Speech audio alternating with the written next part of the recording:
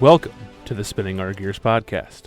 As a reminder, the issues, views, and opinions discussed on the podcast are those of the hosts and their guests and do not reflect that of any department, agency, city, municipality, state, or country. All characters and individuals discussed on the podcast should be considered fictional for entertainment value. Blue Falcons, don't go getting it twisted.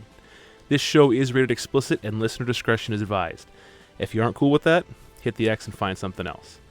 We are on all major podcast and social media platforms. The best way to get a hold of us is www.spinningourgears.com. Without any further fanfare or ado, here are your hosts, Turk, Swagger, Erica, Kenyon, and this is the Spinning Our Gears podcast.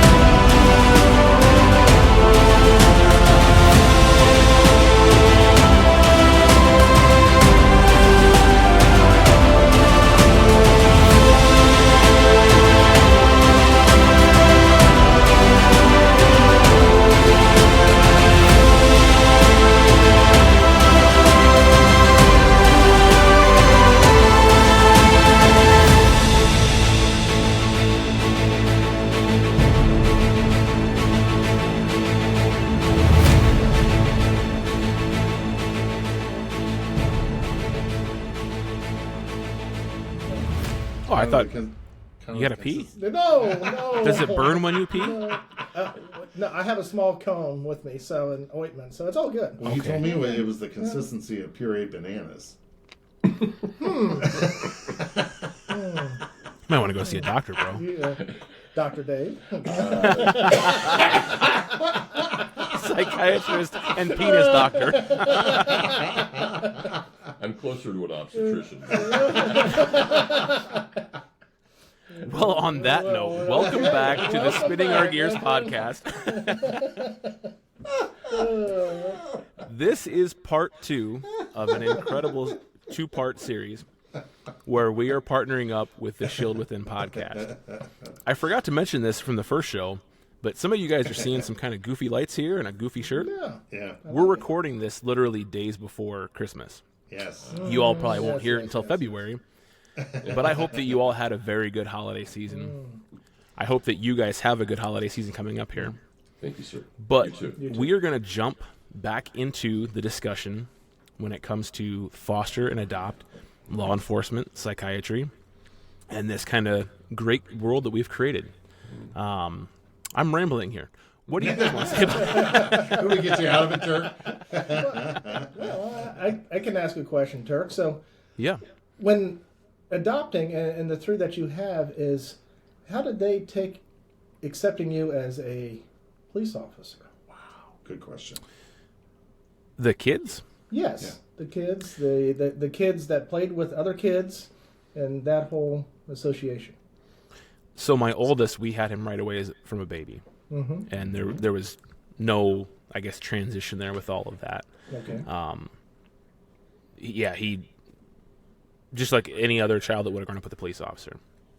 The other 2 were pretty young, and as we know how trauma affects the brain, I don't know that they really remember a lot from coming into our house. All 3 will talk about their bio parents because we've been open and honest with them about everything, Awesome. but I don't think that they truly remember any of those people. So I really think with the younger 2, it was kind of the same as the oldest one, that was how they were raised. They were, my wife's going to kill me if I get this wrong. I think 1.5 and 2.5 when we took them. Oh, wow. Okay. Yeah. I hope I'm not wrong there. Oh my God. But it was very much, it was just them being raised like any other child with a police officer. Okay. A lot of the same questions of, did you catch a bad guy today type thing. So I would say it was pretty seamless. Okay. On my side, it was the same way as what you're experiencing with that. And she wouldn't say at the beginning, but she was awful proud during those times of what we did, but the lives that we led too. So we were always fair to our coworkers and to others that we dealt with that, and we also brought it back to the home. So, the nurturing part and what we did, and it was that extra special mile. I think you can relate to this. Is what we did for our kids because we knew where they came from. So it seems like we always had to provide better and better and better and do what we needed to do and have that acceptance and that caring portion with that. And it goes on to this day. You say she'll soon be 19 with that. And just a wonderful child. We couldn't be blessed with a better daughter with that and being accepted throughout both families from the wife's side and my side with that, and how we keep moving forward within the life and then what she wants to do and choose with that, and you're probably feeling the same way as you always want to give the best for that. Yes. And working those overtime shifts and providing that extra money to make it extra special for that because of the journeys that you and I both been through up to this point. Yeah. I'm not saying that any other parent wouldn't do the same thing, but it's just those steps that we had to do and to harness that time with them. Well, but what I want to say for both of you is just how much I respect you guys for opening your hearts and homes to give those kids the life that they got. That man, that is just awesome. Yeah. Just mad respect for the both of you. It takes a special person, especially someone from law enforcement. And really what I want to point out and to celebrate was that a lot of people, they talk about the police officers, and we always talk about the stories that where we went that extra mile to help a total stranger and the things that we do. But it takes that, you guys have that extra blessing. So what you do is you take it that 5 steps ahead. Yes. You've opened your home, you've went through the steps, you've brought, a good life to children that wouldn't have that life normally. Greg, you went international, and Turk, you went local. That story was just, you should write a book. I mean, just talking about that alone, that experience, and I'm sure Dr. David, it's just like, that's like, wow. And what a lot of people don't understand is what they see this cop on the street and they immediately get this attitude, or what they think that how they need to interact with you based upon impressions that they see in the media. And what they don't realize is that we all just want to do our job as cops. Why'd we get into this profession? I wanted to help someone. Well, yeah. I want to save the world. Yeah. But you guys legit are saving the world in your own way from your own home. Does that make sense? Oh, absolutely. Yes. I mean, Absolutely. and I'm just so in awe of the both of you. Yeah. And what a lot of people don't know about Captain Fabulous, he spends so much time. He is a dedicated servant of God, man. This guy volunteers his time in so many different associations and boards, and I thought I was a networker. This guy makes me look like a chump. But I went to your field training. no, stop. On that. I take some pages out of your book, as I would say there, Mark. So yes. But no, man, Greg is Greg's done so many different things, especially with the Law Enforcement Officer Memorial Committee. I mean, he served on 2 committees at once. I can go all the way down his resume, but where I'm going with this is that especially for you, Turk, I mean, you opened your home, and I really loved how real and how raw and vulnerable you're allowing yourself to become on the show, and that just makes me respect you even more. Is that what you're doing for these kids and providing the life, and being that leader for those children, and I'm just in awe. Thank you very much for that. I want to thank you for that, but at the same time, something I have to kind of work through. It's a lot like when someone says thank you for your service as a police officer. Yes. You don't know how to respond to that, Right. especially for me, because I was very open to adding to our family. But from what I had seen on the job, I was very reserved and guarded with the foster process. Yes. Oh, yes. I know that my wife was all in, and so she was definitely providing that nurturing side of things. I was very guarded, not only selfishly for myself, not wanting to get my heart broken, but being concerned for her. I knew that if we gained an attachment to these kids and they went back, it was going to be bad news. Oh my God. So I would say for the very first, I don't know, maybe even 2-3 months, I was very guarded. And I can see that to this day with those children. I love them with all my heart. I know that they love me too, but I can tell that they have a much closer connection with her because she was so open to them. Right. And I was more guarded. Right. So when people tell me things like that, and I do hear that, you know, the respect for taking these kids in, I feel kind of guilty because I know how things started off. Then get off the microphone, bring your wife in. I'm just fucking with you, brother. I know. No, it's okay to feel that awkwardness, and again, I mean, it's just more respect for you that you're willing to be that vulnerable to express that. Okay, because and people that don't understand, you know, and I totally get it, and I'm sure the cops are listening to this and like, oh fuck yeah, or some cops are like, oh fuck no, I would never do that. You know, it's how many police officers, and now that I'm off the job, and you know, Dr. David and I went up and saw Kevin Hines, and I'm gonna bring this up again, sorry, but you know, the people that were coming in there, you know, was a lot of people that when I was on the job, Yes. I would have never engaged. Right. But now that I'm off the job, Yeah. you know, it's like, hey man, how you doing? Yeah. You know, it's taking it down a notch and realizing your humanity.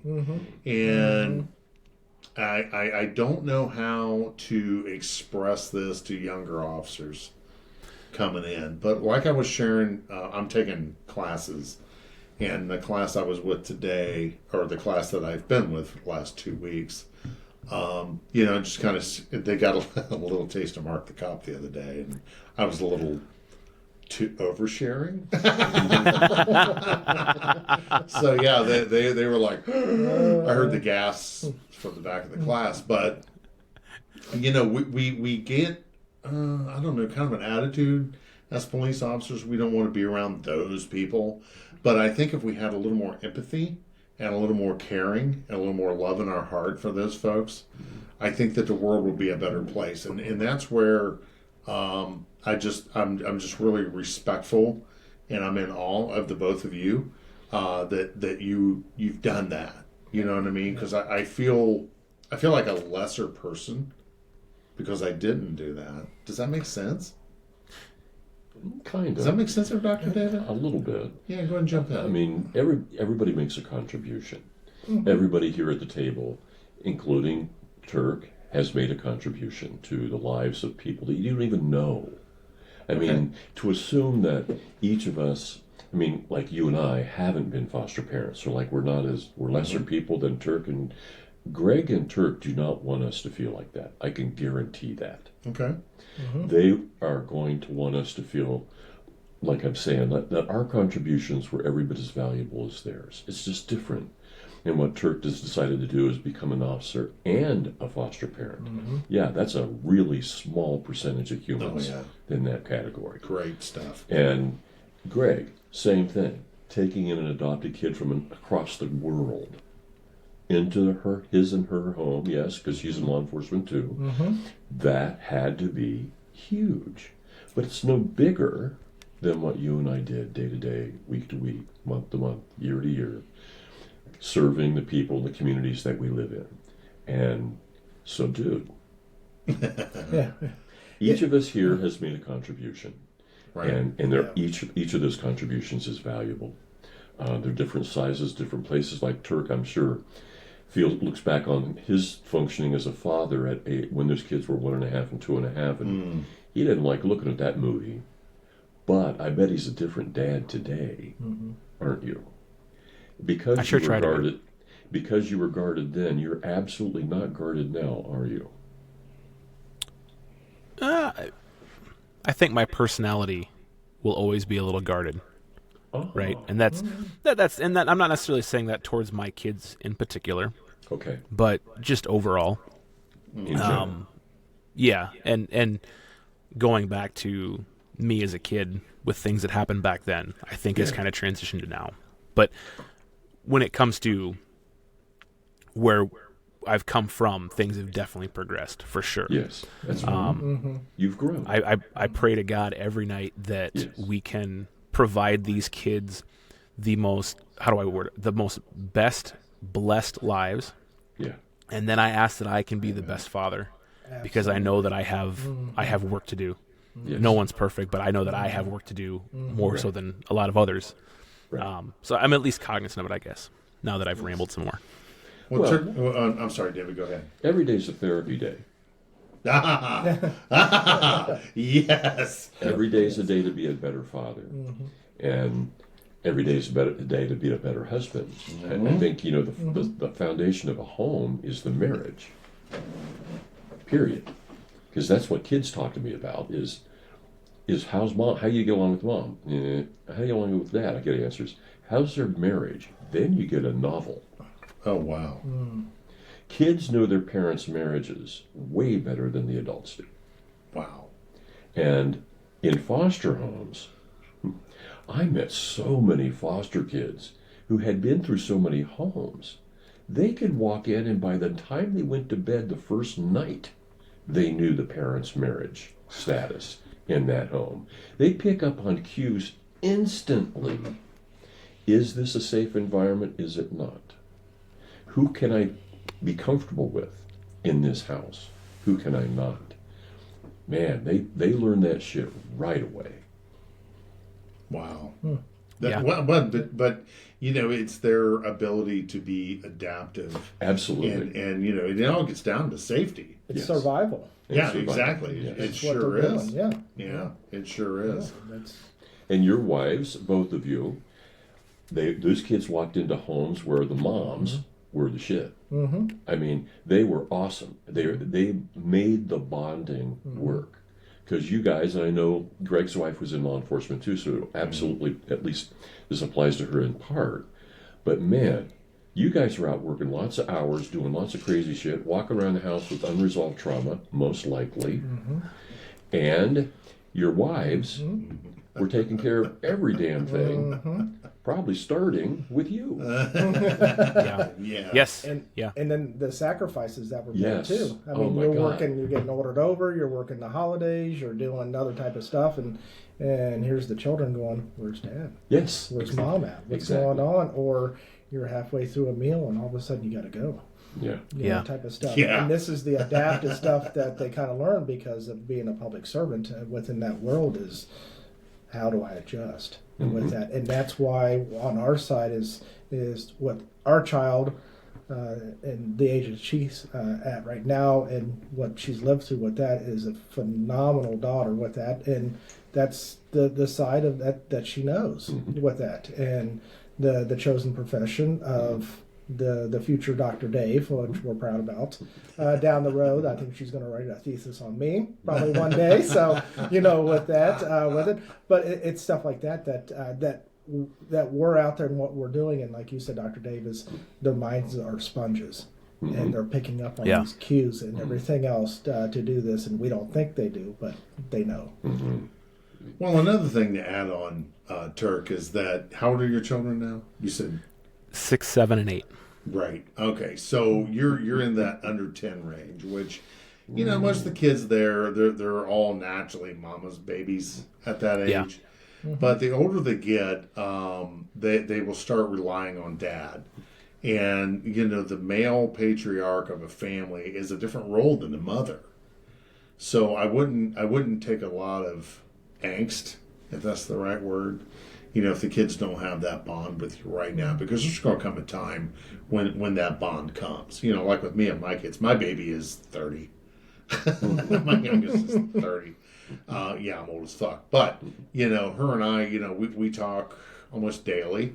But we talk about things in life, Yeah. and I always said when she was 16 to 18, I swore to God I was going to fucking kill her because she put me through the paces, man. I mean, the daughter of a cop, number one, that's problem enough, and she made some really bad decisions, and she got herself arrested a couple of times. Just again, bad decisions. It's very humbling, and boy, she was just putting me through the ringer. But they're at the age to where you're not going to whip their ass. I mean, you just have to teach them as a young adult to make the right decisions. Right. And it's challenging. Everybody thinks about being a parent is, they talk about, the terrible twos and how they are when a 3-year-old. I'm like, I'll take that all day long to an indignant, 15, 16 or 17-year-old, because that's where the parenting comes in. Go ahead, Greg. And, Turk, your wife, I applaud her for, being a cop's wife with that, worrying about 3 kids, worrying about you on top of that, juggling life itself.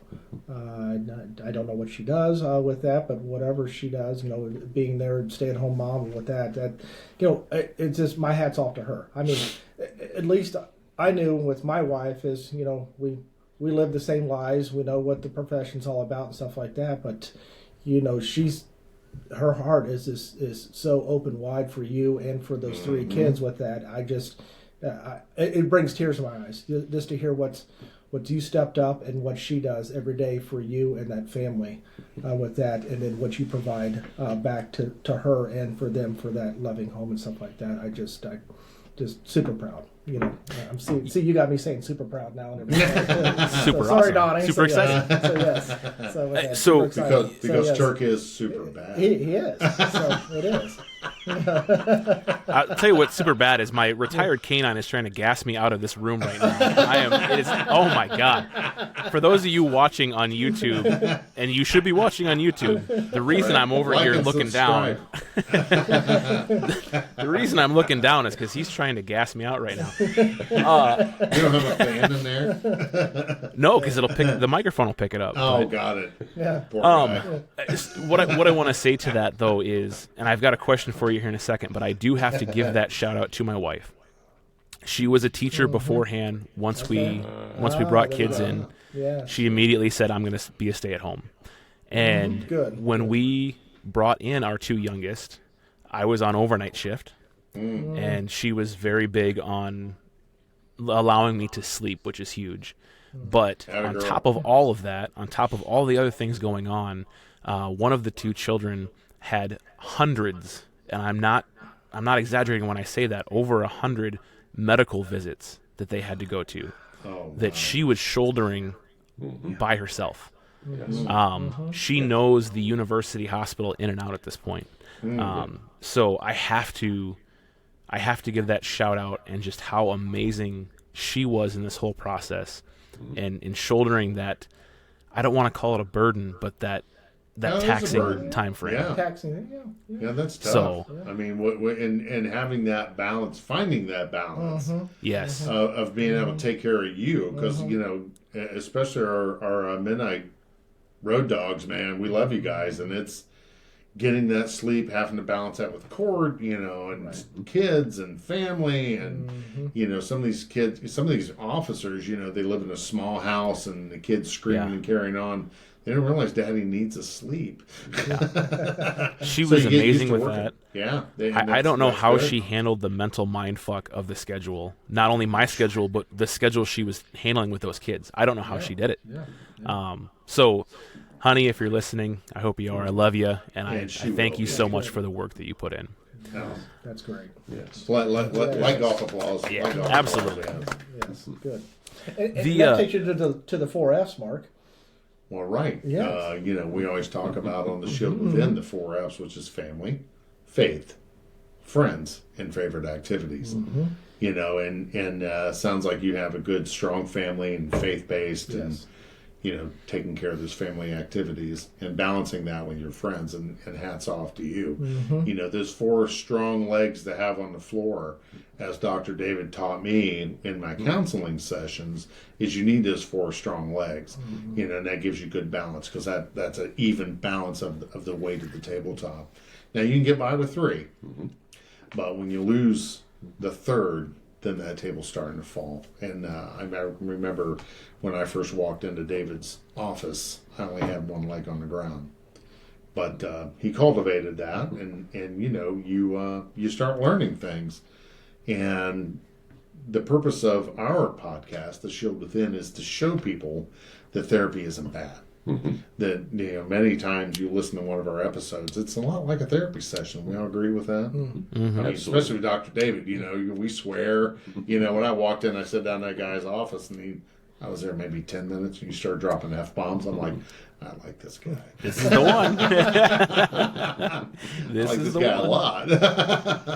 As long as Turk's Canine's not dropping bombs, you're good over there, right?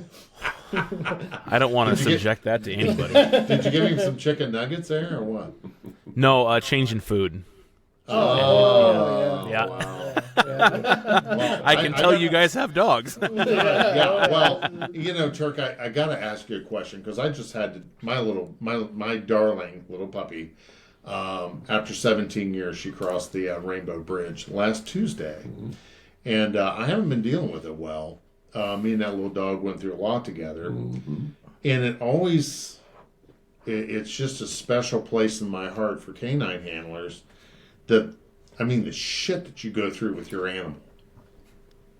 And they're working dogs. So working dogs are big dogs, and then we have a life expectancy of 8 to 10 years? 8 to 13, somewhere around there. Yeah, it's just like, man. How are you prepared for it?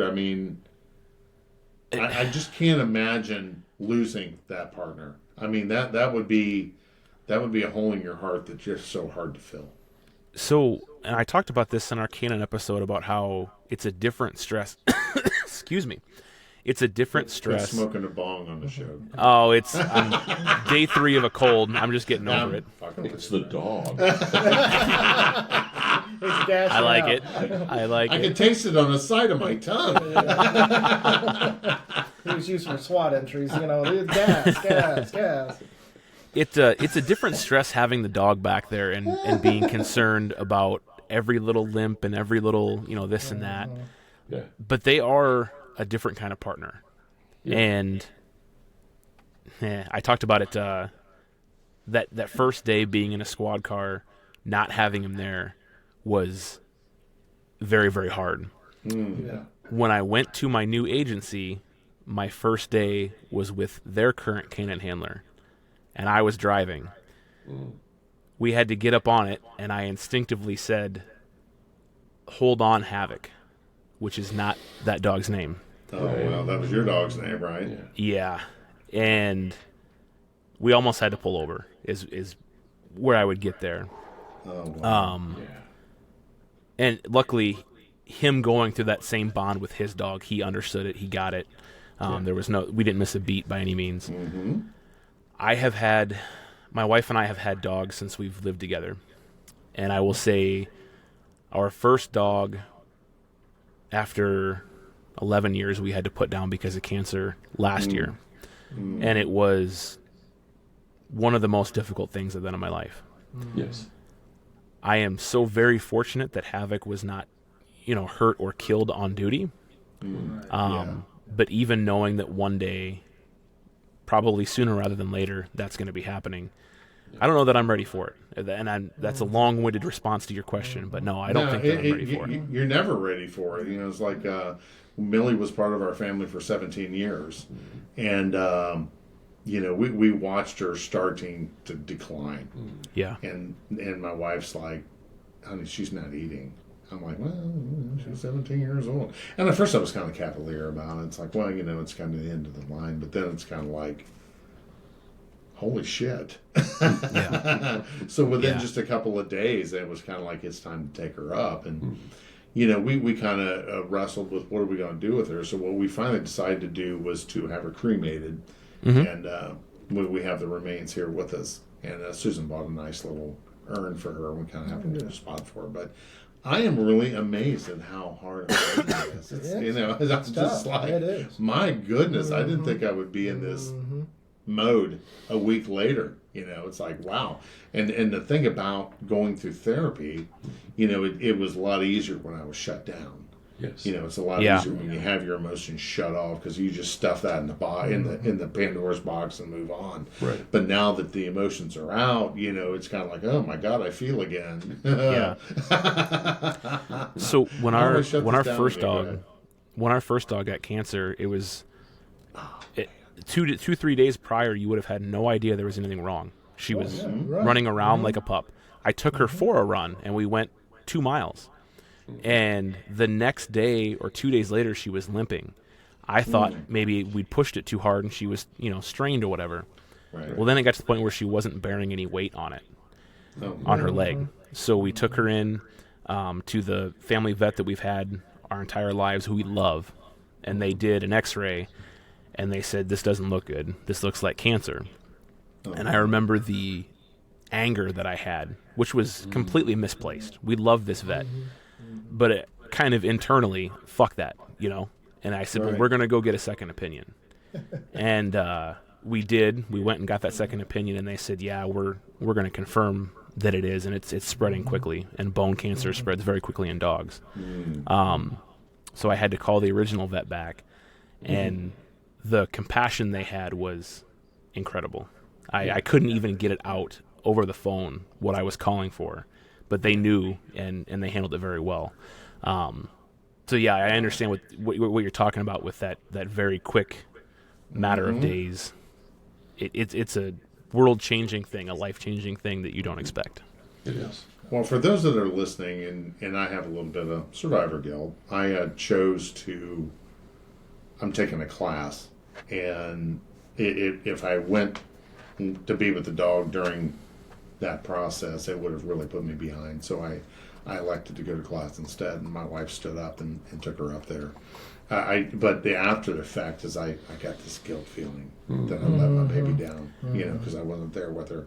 But be with your pet, everyone. Yes. If you're going to do that, be with them. Don't send them back there, Alone. to be alone. They need to be with you. Yeah. And although it's hard, you will get through it. But it's just so sad. It's just the bond you build with those animals Right. is, I think, kind of a building block of life. Yeah. But with canine handlers, it's like, goddamn, dude, how do you do that over? Especially canine handlers that have multiple dogs. I mean, Yeah. I don't see how you do it. That's a special, another special place of respect. It's like, good Lord. It's like adoption. It takes a crazy type of person, obviously. Yeah. You're totally Yeah, nuts, yeah, dude. that's right. Yeah. It makes me love you even more, brother. If I were to ever do it again, it would be after Havoc is gone. I don't know that I could, and he's adapted really well to being a pet now, but I don't know that I could ever take another dog in and have him see that, and me going to work with another dog and him being at home. I think, it would be terrible. Yeah. I want to ask Captain Courageous there, being that you adopted from another country. You adopted from another country, and without giving too many details, our youngest two are not the same race as us. Being a cop, raising someone from a different ethnicity, how did that impact you? Good, bad, both, I guess. What a great question. That's wow. We were very fortunate with our families, with my wife's side and mine, is our daughter, when she was brought up, in the environment and schools that she went to. She went to some private schools for this, and the school to the north of us, we have it was very small classrooms with this, and the backgrounds were from all different types of countries, because we have manufacturing plants, we have doctors, we have everything else. So she really wasn't in a position to say that I'm an outcaster in a Caucasian school district. With this, is she went to a school to where there was Indians, kids from India, there was kids from Syria, there's kids from Japan and everything else with this. And then as she progressed through life with that, went to another school, with that, to where all different kind of backgrounds with that. So she didn't know really type of discrimination. She just thought everything was normal because a couple of her good friends is one a guy who's adopted from Germany with this, and it's just an acceptance of life. Her best friend now is from Japan that she met there at school, and learning those cultures and everything else has kind of well-rounded her with this. But it's been kind of a neat journey of seeing her kind of progress through her life. Looking back, we've mentioned about where she came from. I was just sharing with Dr. Dave and Mark the memory book of when we got our daughter back in 2005 with that, and taking those pictures, and we share it with her. There might be one day where she might want to travel back with that, but very much Americanized with that. Wants our lattes every day, and as we move on with stuff, but it's neat to see that progression for that. And I was more concerned about her in acceptance and with her friends of her mom and dad being in law enforcement. Wow. Our law enforcement times, we've been through some rocky years. Yeah.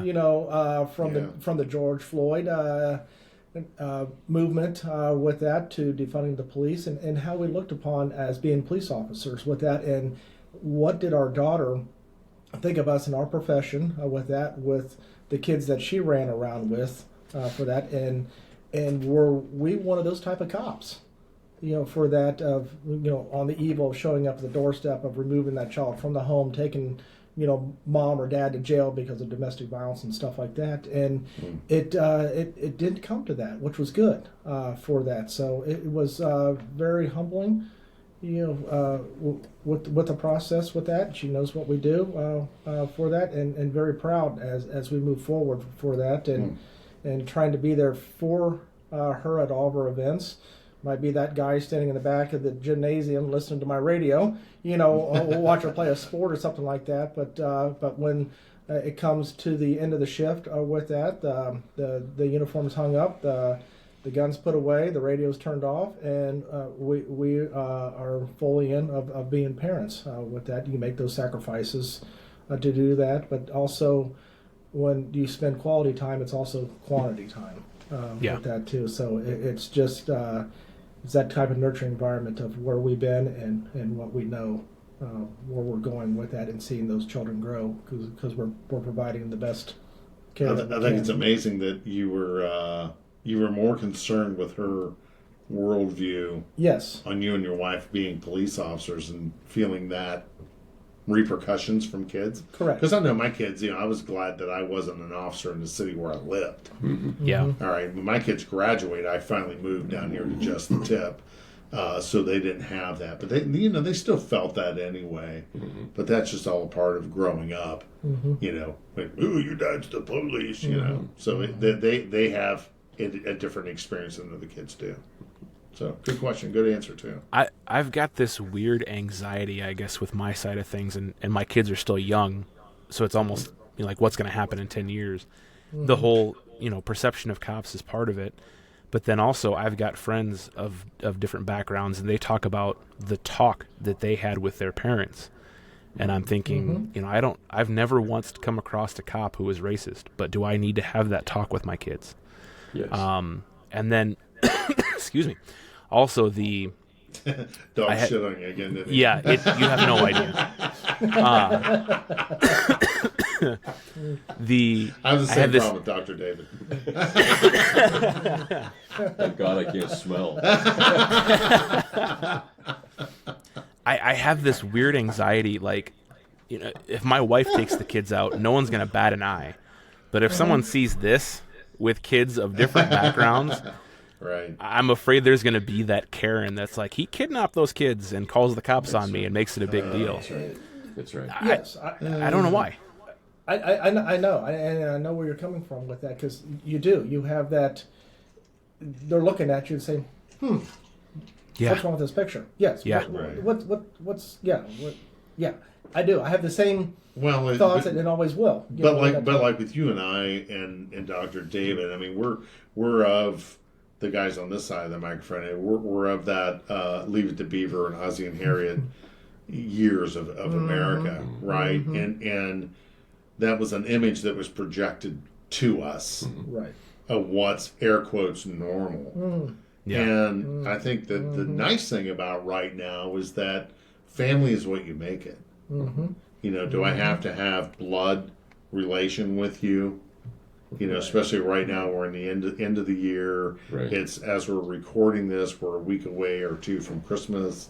You know, when the 4 days. times of family is supposed to come in 4 days. Yeah. I'm so stupid. I told Greg, I said, this is next week. He's like, no, motherfucker, it's tomorrow. Oh, shit. Anyway, my pre-Alzheimer's. But, you know, we have this image, right? And what is your family?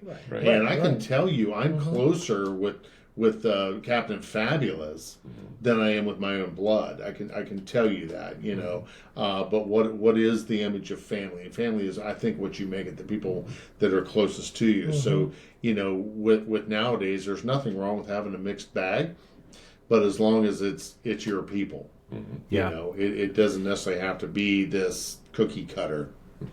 Right. So go ahead, Turk.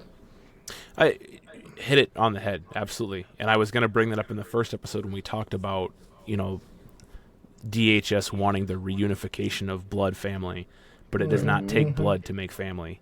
No. And No. obviously, you know, we've all been protective of our wives, but when it comes to those kids, man, jeopardize them and see what the fuck's going to happen. Because Yeah. I will be in That's prison right. before you hurt those kids. Yeah. So- Yeah. No, yeah. Exactly. You know, and that's the thing about with law enforcement. You know, we are calm men that are capable of great violence when it needs to be done. I mean, it isn't something that you do all the. And I've never thought I was a fucking fighter because I'm not. I'm not. But you know, through my years, have I been scared? Goddamn right, I've been scared. But I pushed through it. And, you know, I'm not going to let that motherfucker think I'm afraid of him. You know, you're in charge when you walk into that room. But, yeah, you fuck with my family, you're going to see a different kind of person out of me, a very protective person. And you need to be that way. Go ahead, sir. But Turk, just know that your kids are proud of what you do, even Absolutely. though they don't. Oh. Even though they don't say it, even though they might not, you know, show it, but they are. And Oh, they they do. and that's great, and that shows a great support for you, knowing what you do every day, that they support you with that, and your wife and stuff, and that makes the family even stronger. Yeah, they are from the little things, you know, walking through the door and they want to show you the pictures they drew that day, or Yeah. to being out in public and they see someone else in uniform and they go, "Dad, it's one of your cop friends," even though it's someone from a different agency that I don't work for. But that's good. So I absolutely feel that all the time. Little self plug, what Mark was talking about with that calm men and capable of violence. I'm hoping by now, when this episode airs, my book has been published. If you liked what he talked about there, please go out and read my book because I think you're going to like it quite a bit. If it has not been published, please wait and wait for it to come out because I think you're going to like it. That's great. I need to get off my ass and get mine done. You know, with my personal story, our mutual friend Nick, he gives me shit like almost daily to hold me accountable to get it done. And with my story, it's still so traumatic. It's so close to the wick. So it takes a lot of energy for me to do my book because mine's more autobiographical. Does that make am I saying the right thing there? But I know we spoke the other day, kind of like the three of us were texting Turk that with getting yours done. So Mine took congrats. about I know that's a lot of work. it took about 4 or 5 months to get done, and the first half of it got done really quickly, and then it was just finding time to sit down and do it. But it's going to be a book about leadership and mental health and some of my personal experiences with that. So just that little plug, but. Awesome. Well, but leadership and mental health, those go hand in hand. So we can sit here and we can quote Yates all we want, and I would quote Right. that man 24/7. Dr. Travis Yates is who we're talking about. But leadership and management are two broad different perspectives, and you know, and it's just like doing the right thing. You know, it's like the definition of integrity. It's doing the right thing when no one's looking, and leadership is the same thing. You aren't there to tell people what to do. You're there to support them. You know, good leaders bring people up, and To that's be one that thing. mentor. Yes. Exactly. Man, mentoring is such a lost art. You know, and I was talking with a guy in my class, and he's an auctioneer. So, you know, they had a mentor program being an auctioneer. Well, the old hats didn't want to bring the new guys up because now they're creating competition. But in law enforcement, you know, that department has been there for 100 years. It was there before you, and motherfucker, it'll be there after you. But a good leader realized they're just part of the transition. You're only there for 20 years. Yeah. 20 or 30 years, and then you're gone, right? If that department's been there 100, you know, you were there for this period of time. And what message do you want to lead or leave is bringing that person up. And, you know, like Captain Fabius's former agency, the one leader there, when you say his name, you can watch the old hats, they all smile. That's a leader. You know, just saying the guy, oh, yeah, man, you know. And they all had stories about how this guy, and it's taking care of your people. And I saw a meme that where, you know, the attitude nowadays is not only the discipline. Okay, give me the discipline I earned, and then let's be done with it. But for some reason now, and I don't want to get down a rabbit hole, but I'm going to say this, and then we're going to move off of it. But why do we need to just go over the top? Why do we need, okay, now you're in trouble, but why do we got to burn your house down and shoot your dog too? Or prevent you from getting a job after this? It's like, I don't understand that part of it. I fucked up. All right, I got it. Let's move on. Let's get back to nurturing and building that self-confidence back up so we don't have that problem again. It's Go ahead, Joe. it's because those people are faking it and not making it, and they are concerned that you are going to expose that. That And is they know that if awesome, they're dude. exposed, they're done. So That's awesome. I know that It's a very true statement.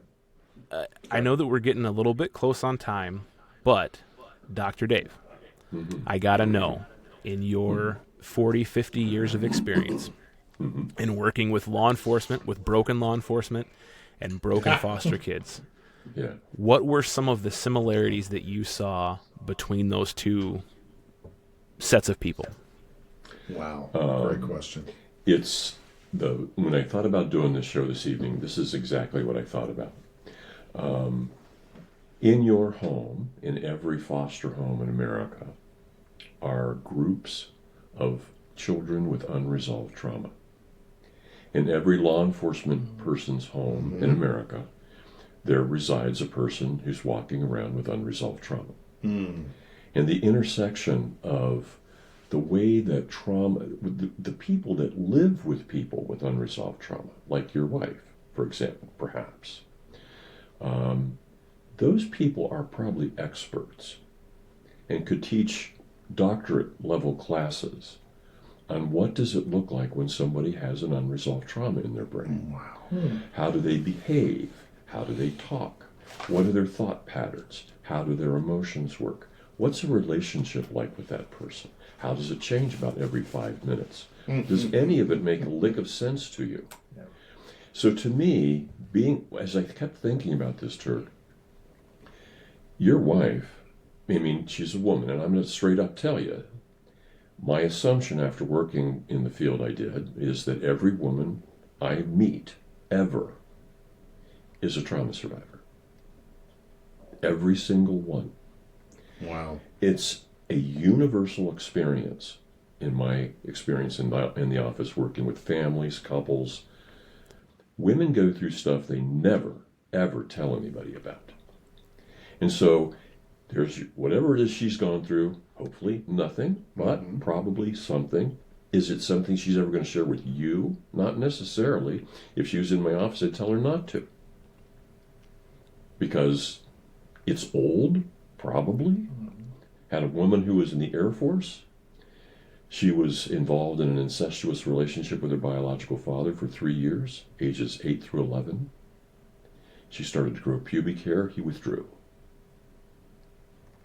She had a lot of stories to tell. And she ended up marrying a man who was a volunteer fireman with unresolved trauma. She then married, before that, she had married a man who was a Marine, Special Forces guy. He had masses of unresolved trauma. They gave birth to a daughter who was a rape survivor. Her new husband gave birth to a second daughter who was sexually assaulted on the way to school. So all of them were living in the same house with unresolved trauma. And to me, that's what it's like to be a foster parent. Every kid that walks in your door has more stories than you want to hear. And that child is living a life internally of memories, emotions, thoughts, pictures of self, pictures of self's future. We have no idea what the fuck those kids have gone through. We have no idea what the fuck policemen go through. It's the same thing. And the behavior patterns look to me very, very similar. The emotionality and not being able to connect it. The kid all of a sudden just goes off. In the middle of the evening, everything's quiet. And the 12-year-old boy up in the hallway just like explodes. What the fuck is that? And the mom and the dad runs upstairs and it's like, the kid is just foaming at the mouth. He's just angry. What was it? I don't know. The kid could cite this, that, or the other thing, or the truth is the kid has no idea. And as the parent with your own unresolved trauma, that has to provide moments for you, bro, where what that kid's going through you can't know, and yet you do, because it's similar to your own experiences. There are things that happen in life that stick around whether you like it or not. And when you decide to become, as a law enforcement person, you decide to have a foster child or 3 in your home, you're inviting fellow companions on the road to growth. All of you are working towards the same goal. And for those foster parents who take kids in, gosh, I had this one set of foster parents in a community not too far from here. All they took in, the only foster kids they took in were under 1-year-old. They were burned. Oh my God. Scarred. I mean, at one, what they had gone through, obviously they couldn't talk about it. Thank God for the people caring for them that they couldn't. Because you look at a 9-month-old baby who's been bruised and battered, it messes you up. It changes the way that you look at the world, life itself. So for those parents, they were amazing people. The mom was made of gold, man. She was an angel. The guy was good. He was awesome. He was great. But he was gone working, and he would come home, and his wife would be there with a 9-month-old baby, bruised up, whooped on. And that's what they did, was they worked with that little kid, that baby. And to me, what you and your wife did when you took in those 3 kids, what Greg and his wife did what they took in that child, you invited people into your home to ride the ride with you. Mm. And because you're all riding the same ride, and you all know where you're going, I'm smiling, bro. Yeah. Because where you're going to end up with those 3 kids is a beautiful place, because you've all ridden the same ride together. You've all gone through your shit. You all resolved your shit. And you resolved it by loving each other and being intimate with each other. And learning that, yeah, this is actually more powerful than the shit I went through. And so to me, that's what I thought about all week long, was foster kids and cops. Who the hell is living with these people? I mean, my God.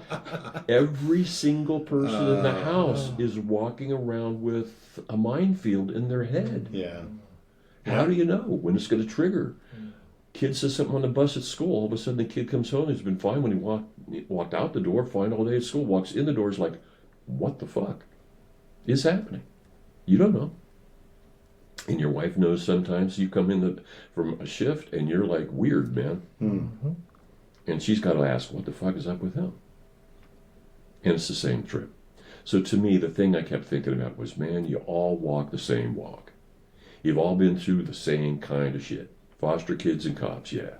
Right. How amazing it is that I get to know a man and his wife who are law enforcement people, one here at the table, one here on the screen, who have decided, no, this isn't enough to be in law enforcement. I want to do this now. Right. And you do it with your whole heart, your whole soul, your whole commitment. And by working with those kids, you work on you. So with that, I've been thinking for a week now about this kind of message that I wanted to relay to other law enforcement personnel, and I want it to make sense and not also break down crying. You talked about how a lot of foster families don't know what happened with that child when they get it. Yeah. Because I knew the officers that took our children out of the environment, I was privy to the specific details.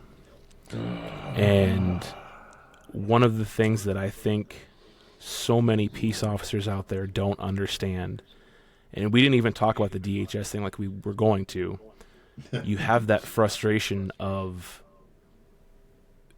all of these cases you think the kid should be taken out, and you finally get that one where DHS says, yes, we will take the kid. You package that child up and you hand them off to DHS, and then you go to the next call. Yes. What you don't see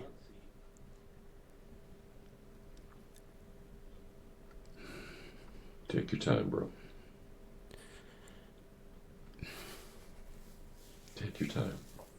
The words are hard. what you don't see is that child walking into a house with everything they own in a garbage bag or nothing. Yes. You're absolutely right. And like I talked about before, that pain and that fear.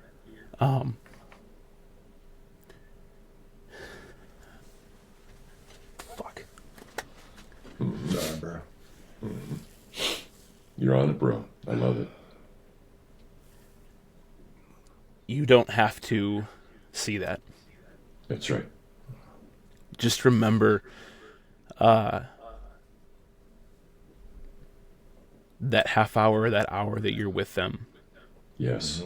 can be incredibly impactful, and understand that they're going to be going through a lot more even that night and Yes. for the rest of their lives. And that 30 minutes you spend with them can be 30 minutes of loving, or it can be 30 minutes of scaring. And to be extra jacked up sensitive in those situations to every word, every facial expression, every tone of voice. Yes, you're absolutely right, sir.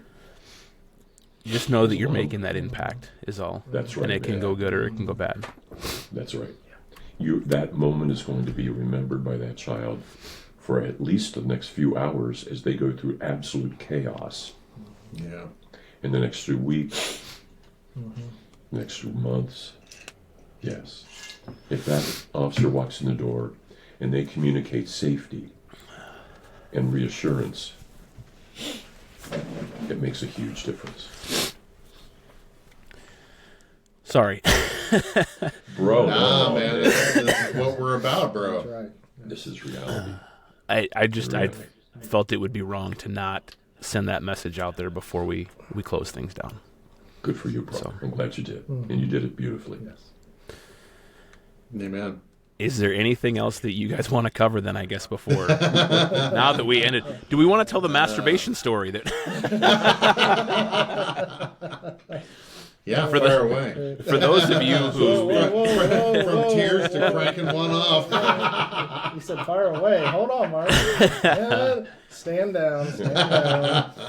For those of you who signed on to Spinning Our Gears, you didn't get to hear the intro with Shield Within, so you have to go over and listen to their intro to understand what that all meant. But no, I want to thank you guys for going on this journey with me and sitting thank down you. for 2.5 hours now. Yeah. And I hope that we got some sort of message out there. And I hope that we did something good here in those 2 hours, if not just for ourselves, for a lot of other people too. So That's straight, bro. It's helped me out tremendously. Well, I think that kind of summarizes that I appreciate your vulnerability and being vulnerable. And I've always talked about, and that was one of our things in couples therapy, is that our therapist says, Mark, you refuse to be vulnerable. And the only time I'm ever vulnerable is on the show. So thank you for that. I mean, man, you had me going, bro. But it's real emotion, you know, and it's the beauty of this program with the Shield Within is having Dr. David there as that person that can steer you through that emotional fog, because you know, and it takes big hearts to do what we do. And I never made that analogy that foster kids, cops, you know, we're both fucked up in our own right, you know, and it's a special shout out to the wives that deal with us. We went there on the Shield Within with the wives on the line. We did 2 episodes there, and man, I had a good feedback from a colleague that's a lieutenant. It's like, bro, dude, that was fucking heavy, man. You got brass balls to do that. And I'm like, well, but I think it's important. And it's just like with this episode, I think that it's important that people need to have the message that, look, this is how you and Captain Fabulous are choosing to live your life, and it's very commendable and it's very honorable, and I respect the shit out of the both of you. And I appreciate the fact to be able to share a microphone with you and get this message out. And I think this is a great episode. You know, it's heavy, just like a lot of the subject matter we talk about, but that's what we're here for. And you're not the only one that experiences that. And the purpose of these 2 shows is just to share with our audience that we're all people. Right. And these are the struggles that we go through. Right. And it's not like anything self-induced, but this is just a slice of life. And thank you both for doing what you're doing. I appreciate it. thank you. Thank you very much. I think on that note, fellas, I think it's time to not only tell everyone to stay safe, we'll get through this together, but also to tell Donnie to cue that music. Yes.